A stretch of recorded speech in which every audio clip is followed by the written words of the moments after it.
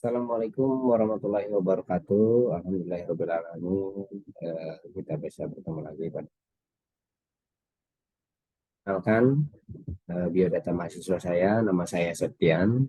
Kemudian Fakultas Program Studi Ilmu Komputer, SI Teknik Informatika. Kemudian kali ini saya Pens. Kemudian untuk Ibu dosen yang saya hormati, Ibu Vina Yumi Eskom Mkom. Terima kasih telah memberikan kesempatannya dalam UAS kali ini untuk saya memaparkan tentang uh, jawaban-jawaban atas pertanyaan dari UAS kali ini. Kemudian sebelum saya memaparkan ke UAS yang selanjutnya, ini ada pengenalan data mining, yaitu ada proses pengumpulan, kemudian pengolahan yang memang bertujuan untuk mengekstrak informasi penting pada data, yang mana proses pengumpulan ini dan ekstraksi informasi tersebut dapat dilakukan menggunakan perangkat lunak dengan bantuan perhitungan statistika, matematika, ataupun teknologi AI atau Artificial Intelligence. Data mining ini juga sering disebut knowledge discovery in database. Jadi memang dari mata kuliah ini, dari beberapa materi dan pertemuan, kita akan menjawab daripada soal UAS yang telah diberikan. Oke, kita lanjutkan untuk memaparkan tentang jawaban daripada pertanyaan UAS.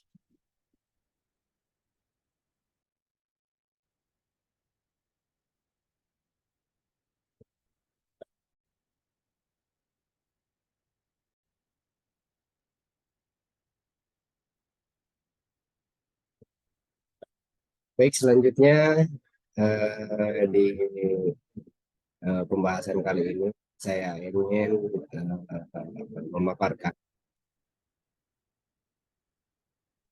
kesimpulan daripada pertanyaan daripada ujian akhir semester tentang data mining di hari Sabtu 8 Juli 2023 dari pertanyaan 1 sampai 4 sebagaimana tugas yang memang diberikan oleh Ibu dosen Ibu Pina. Nah, untuk penjelasan tentang topik data mining ya, yaitu eh, adalah sebuah proses pengumpulan dan pengolahan data yang memang bertujuan untuk mengekstrak informasi penting pada data. Nah, proses pengumpulan dan ekstraksi informasi tersebut dapat dilakukan menggunakan perangkat lunak atau dengan bantuan perhitungan statistika, matematika, dan teknologi AI yang memang saat ini terkenal ya. Dan ini bisa sering kita sebut juga knowledge discovery in database. Jadi memang proses discovery ini adalah serangkaian tahapan yang digunakan untuk mengekstraksi pengetahuan yang berharga dan bermanfaat dari data mentah. Jadi kumpulan data mentah itulah yang akan kita jadikan olahan. Nah, kemudian untuk proses-prosesnya dari pertanyaan pertama, yaitu tahapan knowledge discovery in database, yaitu ada pemahaman masalah. Tentunya kita harus memahami masalah tersebut. Kemudian ada pemilihan data, datanya yang tepat dan relevan tentunya untuk dianalisis. Jangan sampai uh, beda tujuan. Kita mau memilih akan data bantuan kemiskinan, tapi kita mengambil uh, datanya itu data yang di Jakarta, misalkan di kota-kota yang memang di Taman Menteng dan sebagainya. Jadi memang itu tidak tepat gitu. Jadi memang harus ada uh, hubungan keterkaitannya seperti itu. Kemudian ada pra pemrosesan data, yaitu sebelum uh, kita memasukkan ke teknologi AI atau masukkan ke rapid bisa dijadikan tools, tentunya harus kita bersihkan dulu, ada clean-nya dulu, ada pembersihan dulu, clean datanya dulu, yaitu sesuai dengan apa yang akan kita buat, sehingga tujuannya hasil datanya itu dapat tepat dan baik. Dan ada pemilihan transformasi fitur, kemudian juga ada uh, metode analisis. Jadi kita harus menganalisis sesuai dengan capaian tujuan yang ditentukan sebelumnya. Kemudian ada evaluasi, interpretasi hasil, kita harus mengevaluasi. Kemudian siklus yang kedua ya untuk pertanyaan siklus proyek data mining, yaitu serangkaian yang terstruktur yang dilakukan dalam proyek data mining. Tahapan ini bisa membantu merencanakan, kemudian melaksanakan dan mengevaluasi proyek data mining dengan lebih efektif tentunya. Nah, ini ada tahapan-tahapannya. Dari siklus proyek data mining, kita harus memahami bisnis, kemudian memahami pemahaman tentang data, jadi jangan sampai nggak paham gitu. Pemilihan datanya juga harus paham, sehingga tepat dan tujuannya juga tercapai. Kemudian prapemrosesan datanya juga harus dianalisis lebih baik. Terus kita pilih modelnya, model-modelnya ini apa sih yang mau kita pilih gitu ya. Pemodelan ini bisa metode dan teknik data mining yang sesuai atau menggunakan algoritma KNN, Bayes dan lain sebagainya gitu. Ya, yang menemukan pola atau hubungan dalam data ya. Kemudian penyajian hasil ya, penyajian hasil ini lebih ke pemangku kepentingan ya, kita harus bisa menginterpretasikan ya, data yang disajikan dalam bentuk data yang bisa dimengerti dan berguna untuk mengambil keputusan. Jangan sampai yang kita sajikan itu sulit dipahami untuk pemangku kebijakan gitu. Lebih tepatnya itu bisa dipahami ketika tampilan model yang ditampilkan itu bisa dibaca dan dapat bermanfaat. Nah, kemudian ada penerapan manajemen ya, memang tahap terakhir ini ada ini, dalam operasi bisnis ya, proses pengambilan keputusan selain diperlukan manajemen proyek yang efektif, juga memastikan implementasi yang sukses dari pemeliharaan model data mining. Jadi jangan sampai memang itu tidak bisa namanya dibuktikan sesuai daripada pemodelannya, sehingga itu dapat dipertanggungjawabkan. Nah, kemudian yang ketiga ya dari pertanyaan 1C ya, fitur WK ya. Sebelum kita mengenal fiturnya, yaitu WK adalah perangkat lunak yang kaya dengan fungsionalitas dan luas serta fleksibilitas, dan memungkinkan peneliti, praktisi data mining untuk mengelola dan menganalisis data dengan berbagai cara yang sesuai dengan kebutuhan mereka. Nah, ini WK ini bisa di lebih analisis di terkenal ya di data mining. Nah, kemudian ini berikut fitur-fiturnya, yaitu algoritmanya, WK, kemudian regresi, clustering, asosiasi, eh, K-mean, ya, kemudian random forest, naive Bayes, kemudian nomor dua itu ada proses kemudian evaluasi, validasi ya, visualisasi data, kemudian pengolahan dan pemodalan teks, serta ekstensibilitas, kemudian antarmuka pengguna. Jadi GUI-nya itu intuitif ya, memudahkan pengguna untuk mengakses pengguna fitur-fitur.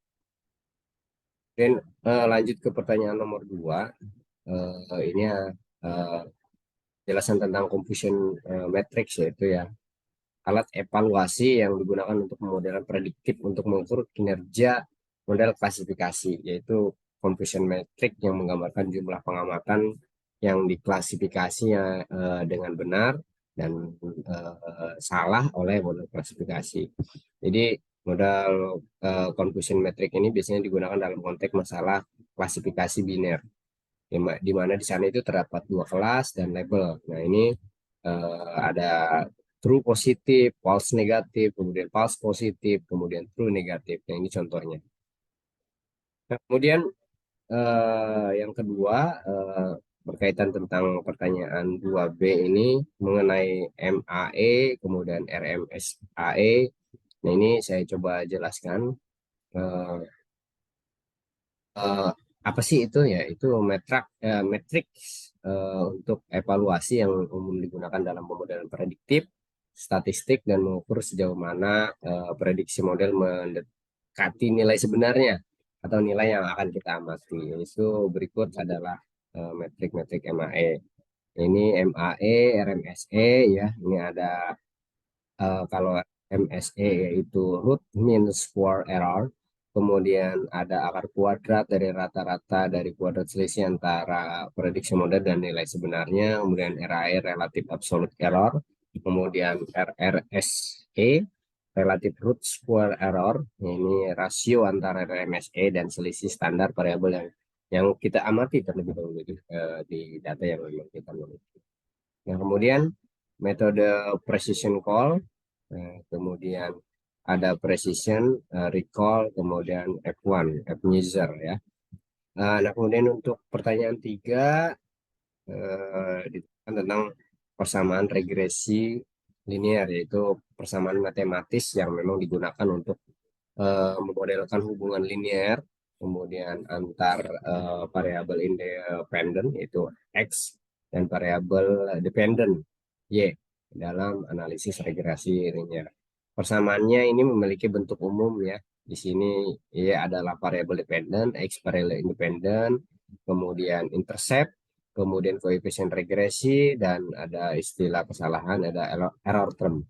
Jadi memang persamaan regresi ini berusaha menekan nilai-nilai intercept dan koefisien regresi yang optimal. Nah, kemudian yang keduanya ada memang untuk mencari nilai konstanta dan koefisien regresi. Dan umumnya ini menggunakan metode kuadrat kecil, ordinary least squares. Ya, metode ini meminimalkan jumlah kuadrat kesalahan, sum of squared error. Jadi antara nilai yang diamati dengan nilai yang diprediksi oleh model regresi ini linear ya. Nah, ini langkah-langkahnya. Kemudian untuk pertanyaan 2B, apa sih aturan asosiasi, association rules? Itu teknik dalam data mining yang digunakan untuk menemukan hubungan antara pola-pola yang muncul secara bersamaan dalam dataset. Nah, aturan asosiasi terutama digunakan dalam analisis keranjang belanja market basket analisis, di mana tujuannya adalah untuk mengidentifikasi keterkaitan antara item-item yang memang dibuat oleh pelanggan. Nah, ini contohnya asosiasi jika pelanggan pembeli X, maka mereka juga cenderung membeli Y. Aturan ini dinyatakan dalam bentuk X. Ya. Jadi selanjutnya seperti itu. Nah, ini definisi metriknya ini adalah support, confidence, kemudian leap yang mengukur kemunculan kesamaan item set X dan Y melebihi ukuran yang memang diharapkan secara acak. Kemudian untuk yang D, frequent pattern mining, yaitu teknik dalam data mining yang memang digunakan untuk menemukan pola-pola atau item set yang sering muncul dalam bersama dalam data set transaksional ataupun data set dengan struktur serupa. Nah, kemudian nomor 4 ya, kita diarahkan dalam UAS ini untuk menjelaskan pertanyaan random forest, itu algoritma machine learning yang memang digunakan untuk tugas klasifikasi dan regresi. Algoritma ini memang berdasarkan konsep apa namanya ensemble learning ya, di mana beberapa model pembelajaran decision tree kemudian digabungkan untuk membentuk hutan yang memang lebih kuat. Dan cara kerjanya itu harus kita ada pembentukan sampel, kemudian apa namanya pembentukan pohon, kemudian penggabungan hasil ya. Memang setelah semua pohon selesai dibangun, kita prediksi setiap pohon yang digabungkan untuk mendapatkan hasil akhir. Jadi akhir biasanya diambil berdasarkan rata-rata daripada hasil prediksi semua pohon. Nah, ini kelebihannya, kelebihan random forest yaitu dapat mengatasi masalah overfitting dengan baik secara setiap pohon dibangun dengan subset data yang berbeda dan subset fitur acak ya. Kemudian random forest juga bisa digunakan untuk klasifikasi regresi, klasifikasi dan regresi, serta memiliki kemampuan untuk menangani data yang berisi kombinasi fitur-fitur numerik dan kategorikal ya itu. Nah, kelemahannya juga memang dia punyai, yaitu cenderung sulit diinterpretasikan ya secara intuitif karena terdiri dari banyak pohon keputusan yang kompleks. Kemudian algoritma ini cenderung membutuhkan sumber daya komputasi yang lebih tinggi karena melibatkan pembangunan dan penggabungan banyak pohon. Kemudian random forest ini juga lebih besar dan memakan memori ya, eh, dan model tunggal seperti dalam model tunggal ya, seperti decision tree. Nah, mungkin itu penjelasan daripada pertanyaan luas kali ini untuk data mining. keempat. Eh, saya kira saya tutup penjelasan dari saya. Itu saya Septian, mahasiswa Mercu Buana, undur pamit. Wabillahi taufiq wal hidayah. Wassalamualaikum warahmatullahi wabarakatuh.